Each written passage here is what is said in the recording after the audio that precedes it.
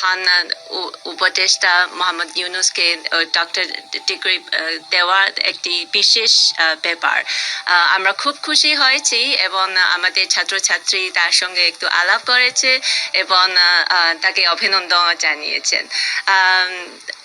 আমার পেকিং বিশ্ববিদ্যালয়ে এখানে বাংলা পড়ানোর একটি ইতিহাস আছে। আসলে 2004 সাল থেকে আমি এখানে বাংলা পড়াতে শুরু করলাম।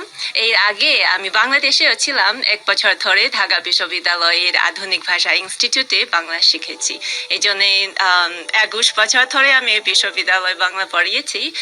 আমার মনে হয় নিশ্চয়ই ভালো একদিক নিয়ে যাবে এবং এই বছর তো বিশেষ এক বছর বাংলাদেশের জন্য এবং ওনার ইচ্ছা হচ্ছে ছাত্রছাত্রীদের সঙ্গে একটু আলাপ করতে এবং আমি দেখতে পারি যে উনি খুব বন্ধুত্বপূর্ণ আমাদের ছাত্রছাত্রীদের সঙ্গে এবং ওনার নিজের ইচ্ছাও হচ্ছে যে একটু আমার বাবা